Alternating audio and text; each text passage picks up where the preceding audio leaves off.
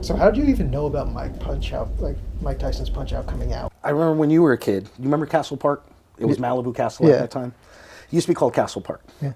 And Castle Park had the original Punch Out video game. Okay. I don't know if you remember that. It was No, a no. little bit different. They had some similar characters to the Mike Tyson's Punch Out, Glass Joe, but there were a couple different characters.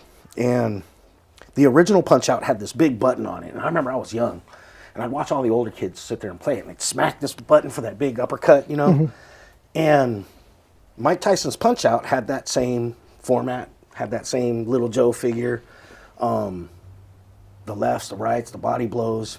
But what was great about Mike Tyson's Punch Out, I'm sorry, I'm kind of going off base here. There was only a couple video game systems out. Yeah.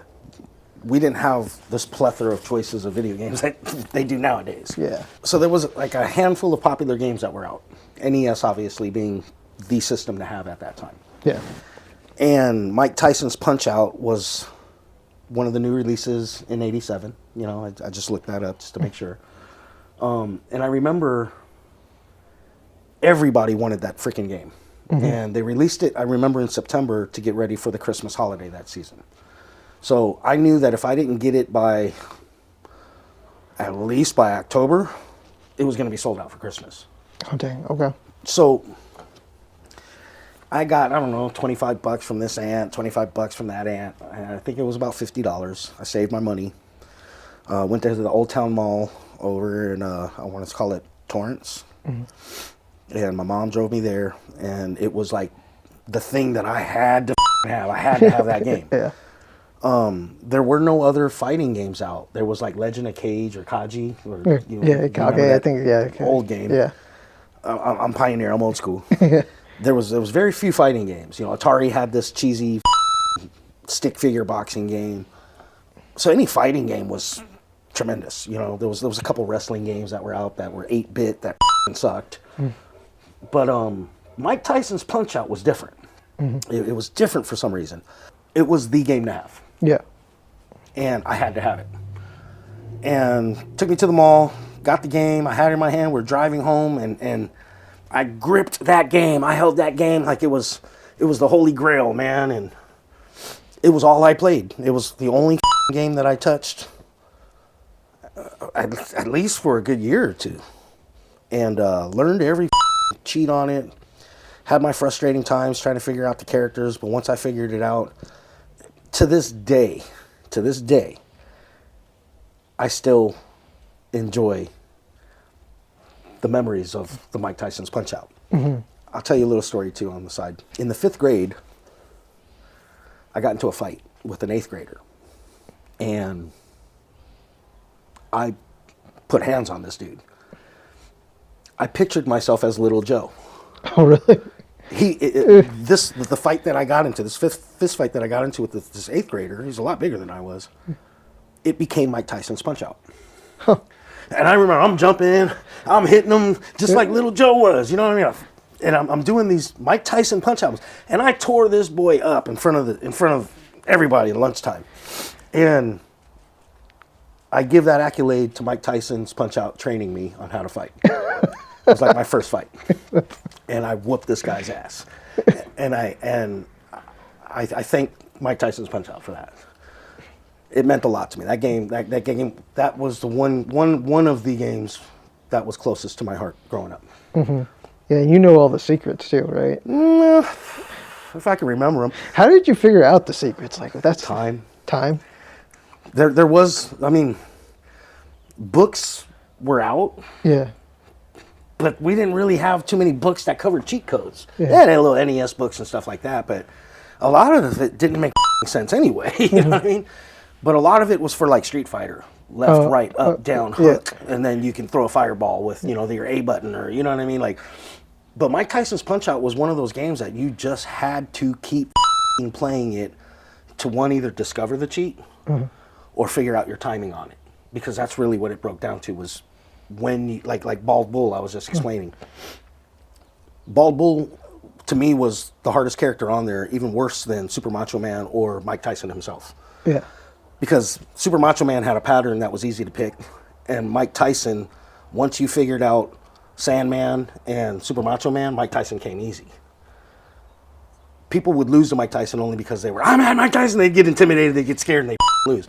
But like, if you figured out the pattern between Super Macho Man and Sandman, you could beat Mike Tyson. But there were certain characters on there, like the first time I fought the Don Flamenco guy. Not the first one, the second one is you fight him twice in that game. You fight him in like round 4 or something like that, and then I think you fight him in like round 6 or 7, or the 6th or 7th character. Except he's tougher this time. He's got a different pattern to him. So King Hippo was another one that it took me forever. I remember when I would get so frustrated because I couldn't figure out his pattern. When I finally figured it out, just like everybody else at that time, when you finally figure out how to beat King Hippo, you beat him every time. You can do it with your eyes closed. That's kind of how Mike Tyson was to me. But for some reason, Bald Bull was my nemesis in that game. I couldn't get my timing right. I could beat everybody before him and everybody after him, but Bald Bull was probably my toughest challenge, always. And until I learned the cheat. So like I was explaining, in the bottom right-hand corner, in the crowd, there's a guy with a camera. And when he flashes that camera is when you throw that body blow and you hit him every time. But these were the types of things, not just with like Mike Tyson's Punch Out, but these are the types of things that we grew up on. Like you had to trial and error. It just took time. Unless somebody figured it out and then came back and showed you, like all the hidden things in Super Mario Brothers, for instance, not to change the games on you, but I didn't find all that.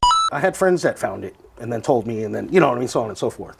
That's how we figured out how to pass games. It became, you'd go to school and you talk to your friends about it. I can't be King Hippo. When he charges you, when he lifts his arm, hit him in the side, then hit him in the face. You know, like we would engage with each other, and I think it was a much more fun social thing for kids back in those days, because now everything's on the computer. You know what I mean? It's not the engagement anymore. I mean, you still can talk about it with people, but it's not like before. You know, it's like you have more information on a computer than you have, you know, talking to your friends, where in my day, talking to your friends was the only information you got. But I think the Mike Tyson's Punch Out for that time was ahead of its time. Yeah. It's still like regarded to this day. It's still like Still love the game. I would be playing it right now if I had it. What about Super Mario Bros? Because I remember you saying that's the other game that you... Yeah, Super Mario Brothers, obviously with the NES, was the game that came free with it. Everybody Mario Brothers, you know. Super Mario Brothers at that. Now, when I was growing up, you had your quarter arcade. We'd go to Shakey's Pizza. We'd sit in their arcade, and we would play old school Pinbot on the pinball machine. All of those types of games. But Mario Brothers was there, but it wasn't Super Mario Brothers. You had Mario Brothers.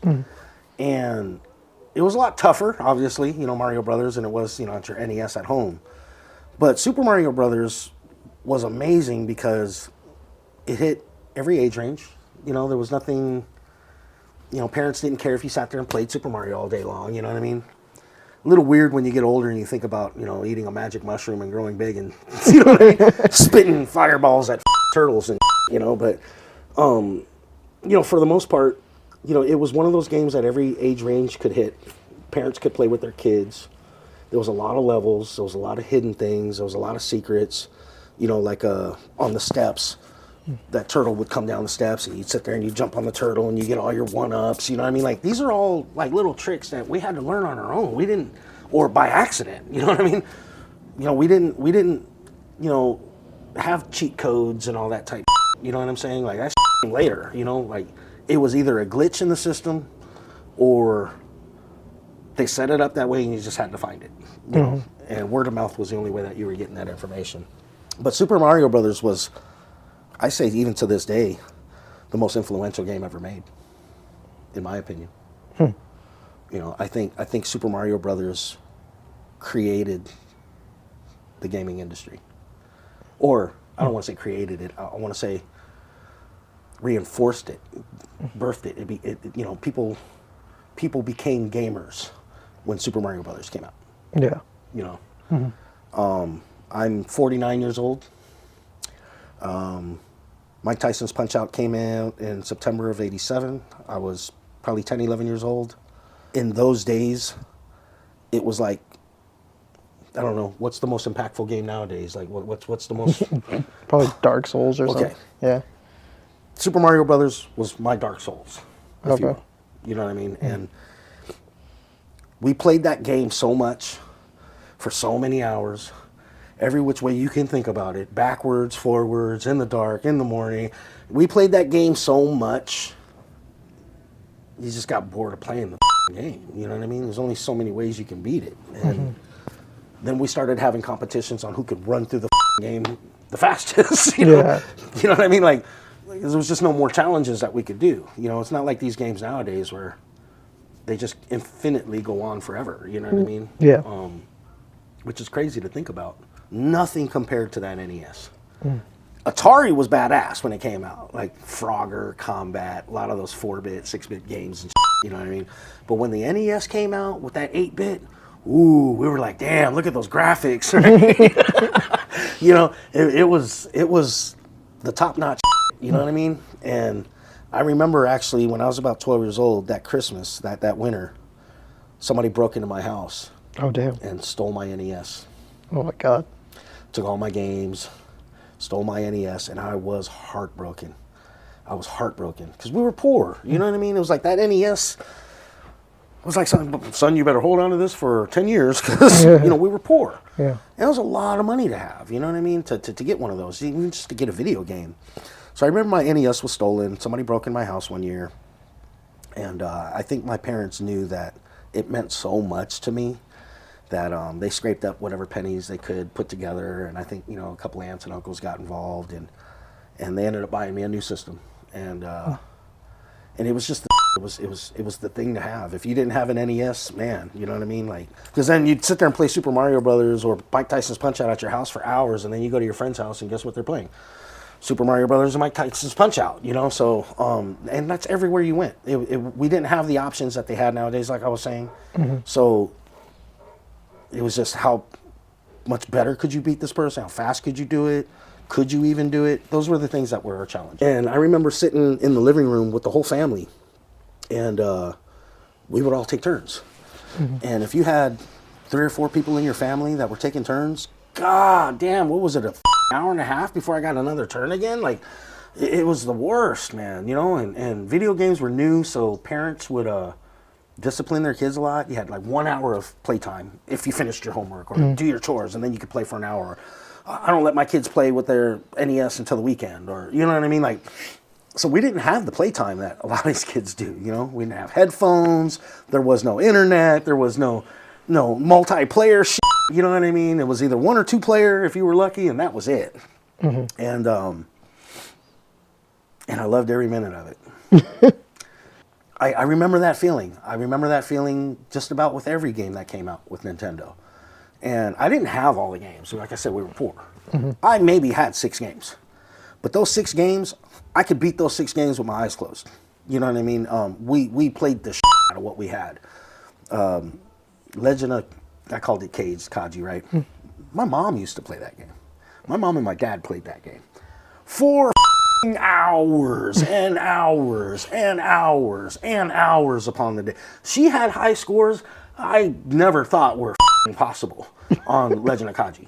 You know, but this was that wholesomeness in the video gaming system that when it came into your home, yet they still restricted you on it because they wanted you to study and but this was that wholesomeness that video games brought into the home that you do not see nowadays. And these games are, as you know, they're crazy now. You know, what I can say is it gave a lot of kids a lot of recreation at home. It probably kept kids at home. It probably saved a few lives. The gaming industry has just became so wild, man. Like, it's so far-fetched now, like, you know, but it's reality. Not like it used to be. But I am definitely an advocate for the gaming industry. I love the video games just as much as you do nowadays. I still play, you know. But I'm that kind of guy that if I play a game and I like it, like Mike Tyson's Punch Out, I'm 50 years old, I could still play Mike Tyson's Punch Out and just have just as much fun with it today as I did when I was a kid. It was just one of those types of games, you know. And it was such a, like, I could smell a video game in those days. Yeah. I could smell a video game. So if you had a NES system and you were any good at it, man, you were probably one of the cooler kids. You know, you're probably one of the cooler kids. And You know, I remember friends coming up to me, how do you beat this guy? How do you beat that guy? Or I would go to her, how do you beat this guy? How do you beat that guy? You know, that's how we passed information. But it was an amazing feeling. I didn't even know any of all that. Yeah? No, I didn't know all that. That's cool.